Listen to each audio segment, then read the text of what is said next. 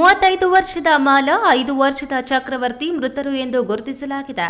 ಕೋಲಾರ ತಾಲೂಕಿನ ಹೊಗರಿಗೊಲ್ಲಹಳ್ಳಿ ಗಾರೆ ಕೆಲಸ ಮಾಡುವ ಮಂಜುನಾಥ್ ಎಂಬುವವರು ಕಳೆದ 7 ವರ್ಷಗಳ ಹಿಂದೆ ಮಾಲಾ ಎಂಬುವವರನ್ನ ವಿವಾಹವಾಗಿದ್ರು. ಎಂದಿನಂತೆ ತನ್ನ ಮಗ ಚಕ್ರವರ್ತಿ ಅಂಗನವಾಡಿ ಕೇಂದ್ರದಿಂದ ಮುಗಿದ ನಂತರ ಮನೆಗೆ ಬಂದಿದ್ದಾರೆ. ಶನಿವಾರ ಸಹ ಅಂಗನವಾಡಿ ಮುಗಿದ ಮೇಲೆ ಮಗನನ್ನ ಕರೆದುಕೊಂಡು ಹೊಲದ ಕಡೆಗೆ ತೆರಳಿದ್ದಾರೆ. ಹೋದವರು ರಾತ್ರಿಯಾದರೂ ವಾಪಸ್ ಬಂದಿಲ್ಲ. ಕುಟುಂಬಸ್ಥರು ಅವರಿಗಾಗಿ ರಾತ್ರಿಯೆಲ್ಲ ಹುಡುಕಾಟ ನಡೆಸಿದ್ದಾರೆ.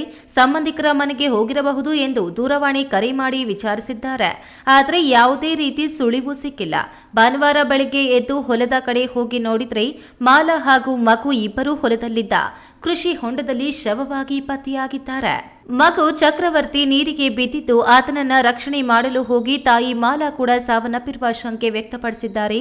ಸದ್ಯ ಘಟನೆ ಸಂಬಂಧ ಕೋಲಾರ ಗ್ರಾಮಾಂತರ ಠಾಣಾ ಪೊಲೀಸರು ಸ್ಥಳಕ್ಕೆ ಭೇಟಿ ನೀಡಿ ಪರಿಶೀಲನೆ ನಡೆಸಿದ್ದು ದೂರು ದಾಖಲಿಸಿಕೊಂಡು ತನಿಖೆ ಕೈಗೊಂಡಿದ್ದಾರೆ. Satish, A news TV, Kolar.